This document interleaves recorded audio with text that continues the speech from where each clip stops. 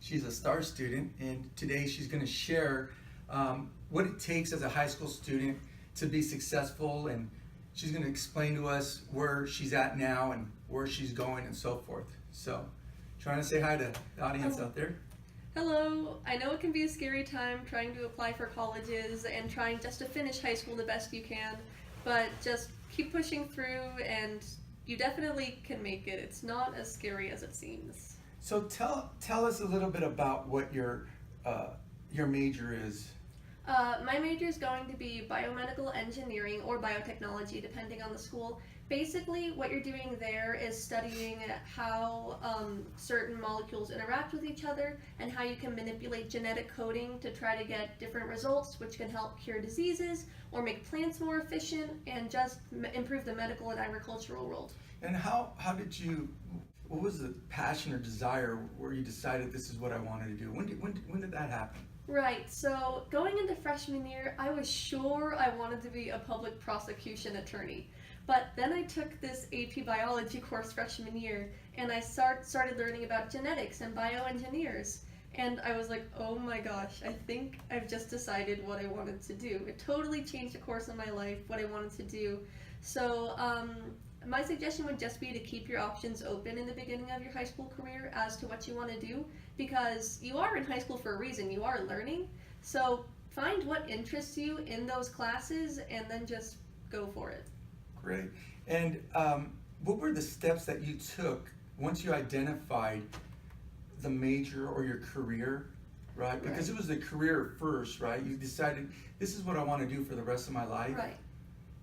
Right? And then you found the school, you're looking at the schools and the research, and what did you do since that time to up until today?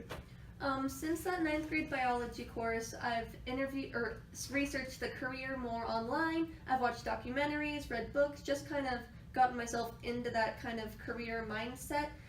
Following that, I started to look at classes at COC, our local community college, that could help serve my major, so I could actually understand like what the major is, exactly what I'm going to need to learn, and if it really is for me. So I took some classes, read some books, watched some documentaries. And then I started looking at colleges with requirements that would fit that I wanted for the career. Because bioengineering is kind of a niche major, it's a bit odd. So once I knew what I wanted to do, I found a major that would fit those requirements, and then I found the schools that would fit that major. And how did our counselor Irene help you out and guide you through some of this stuff? And you've already had already accomplished some goals before you came to College Planning Experts, but how does she fit in? How does she help you? Irene's definitely been kind of like a guiding force in what I should and shouldn't do, what's worth my time and what's not, because there's so much you can do in high school and over your summers that it's definitely difficult to choose sometimes what's the most important. Irene's helped me prioritize that, and further, for applying to colleges, she's been so helpful with helping me edit down my essays, because I have a little bit of word vomit when typing. And she will give me the straight information and what I need to do with my essays to get them to be the best they can be. So you've already started on your essays. Yeah, I've already finished my Common App and my U Chicago essays. Wow. Typically, most of the students start their essays September, October, and our counselors are on top of them, making sure that it gets completed. Which leads me to another question about procrastination. Yes. What do you think about that? I mean, can you actually procrastinate? You can procrastinate, but you won't get very far. Procrastination is definitely the enemy of all high school students. And honestly, the best way to beat it, the way that I've personally used, is I've created a strict schedule for myself. When I get home, I don't do anything except for go straight to my one homework spot and just start to go through my homework methodically. After that, I do whatever I need to do for my extracurriculars, and then if I happen to have a little bit of free time, it feels like a nice reward. So I feel like creating a sense of order and a kind of schedule will help you stay on time and help you avoid procrastination. Because a lot of my friends procrastinate when they're not sure what they're going to do next, because they don't want to start homework or don't want to get off their phone.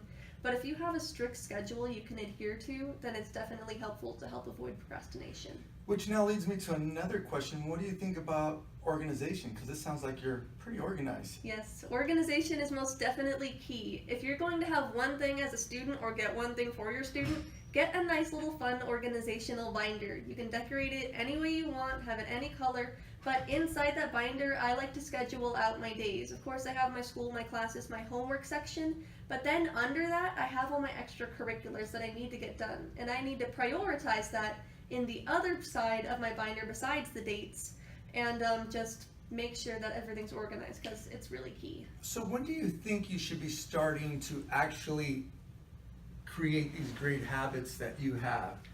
Ninth grade, 10th, 11th? Honestly, as soon as possible. I got my first organizational calendar in 7th grade because I just realized that, wow, I have too much unstructured free time. I should be doing something with it.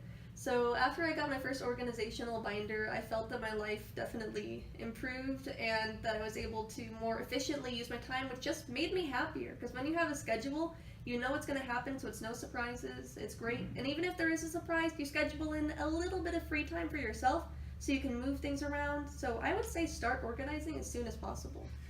What are the things that you've done as far as, I know we try to get you an internship, and Right. Unfortunately, Department of labor laws with children, they have to pay, and this particular company, I'm not going to mention any names, but here's what I can tell you, is that they're losing out. They're definitely losing out that they didn't have the opportunity to hire her. Well, thank you. But tell me a little bit about some of your travels that you've had in the summer, places where you've been, how you've been able to further advance the extracurricular activities and build your resume. What are those places Right, you've been right. to? So going into sophomore year, I had an opportunity to be an exchange student in Xi'an, China, for a month and a half.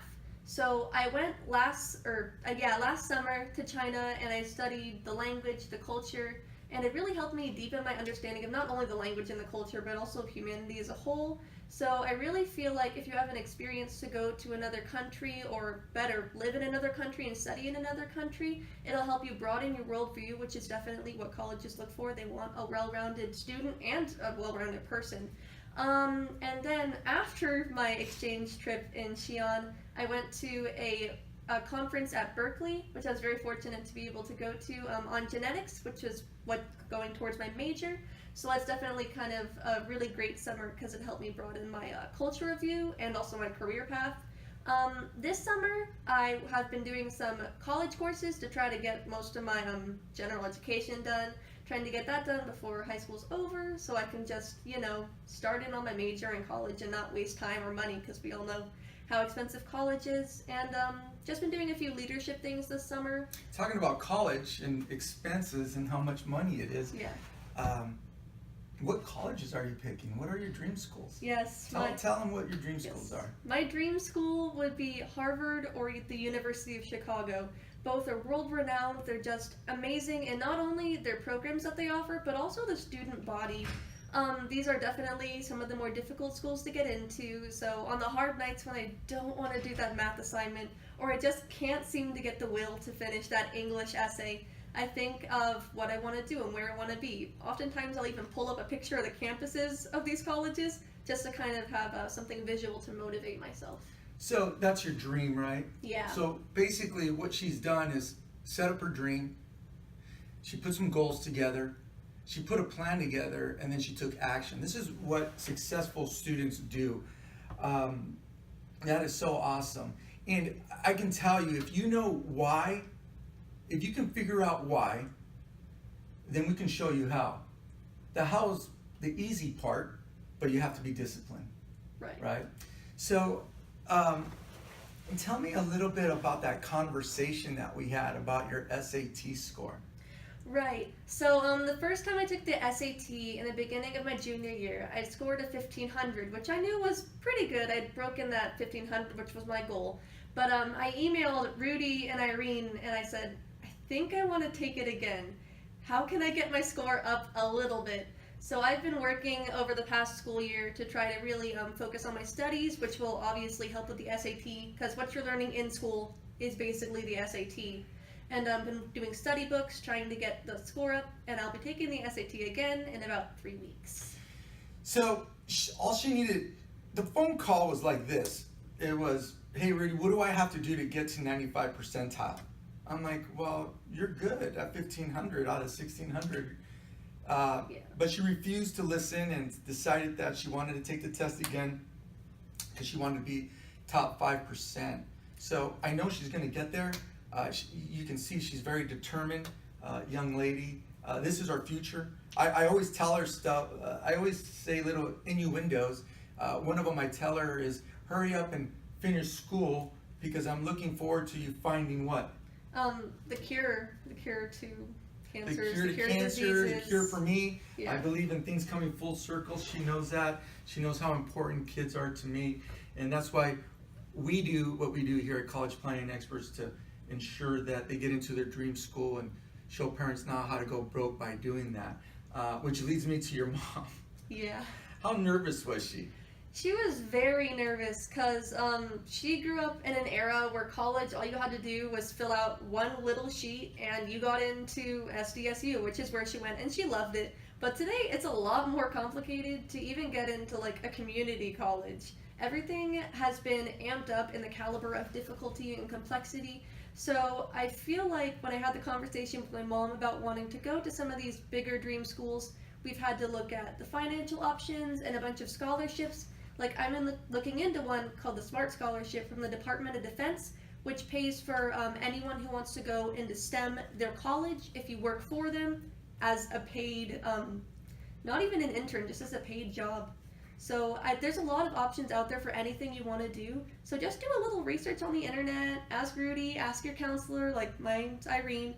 They'll definitely help you find scholarship options. And tell us a little bit about STEM and the kind of projects that you've been working on. And if I remember correctly, were you a Girl Scout? I still am a Girl Scout. Okay, yeah. And you did the equivalence of an Eagle.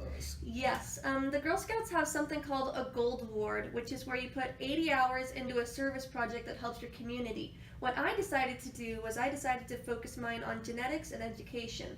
So for the first part of this project, it's a 3-part project. I went out to several elementary schools and libraries and gave fun presentations to kids on the basics of genetics. I gave it to over, I think, 100 kids in the course of a few months.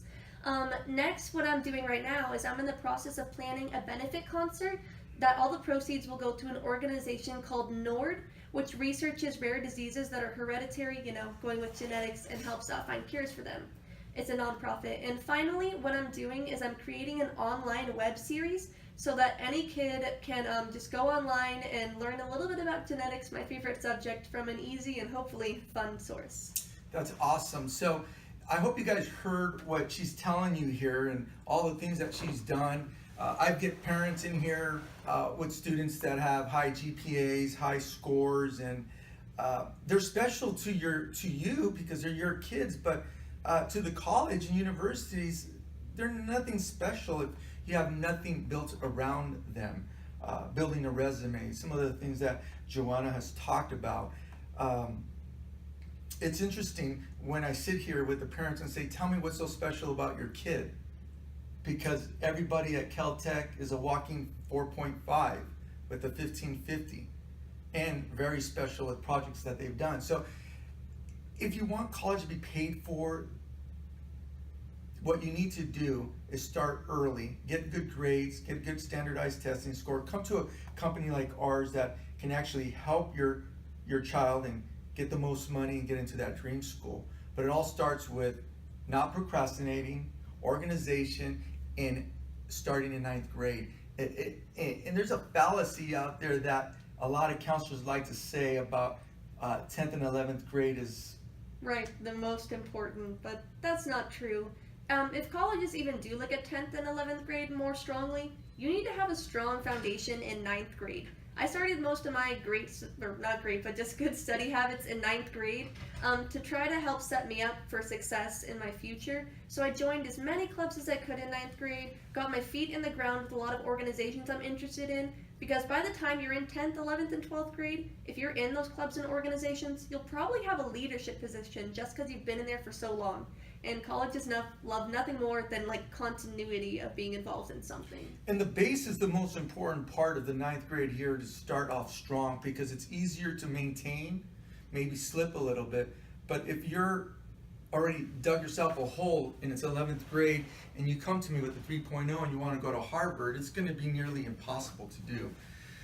So one of those projects that you spoke about, did we help you in any of those, or did I suggest an idea there? I heard something and it sounded similar to something that I might have helped you with. I'm not sure. Right. For my original gold project, what I was going to do is help build a small library, but that wouldn't fulfill the hours requirement, so I was looking for another project. And Rudy, you suggested that I do something related to my major. So then I started thinking about it, and I was like, yeah, why don't I do something about genetics? I'm really passionate about it, I love it, and it definitely would help my college application. Because colleges like to see, from my understanding, things that show that you are interested in what you're going into, because they don't want a bunch of undeclared majors that don't know what they're going to do going to their college. Awesome. So, folks, we're going to wrap it up now. I believe she sees value in what we do and how we helped you and how we're going to continue to help you. I'm looking forward to her graduation. I'm going to be there. I'm going to be rooting her on. I'm going to be her biggest cheerleader next to her parents. But if you want same success or try to achieve that success, we sure can help you. You just got to give us a call. It's College Planning Experts. My number is 661-600-8247. We appreciate your time.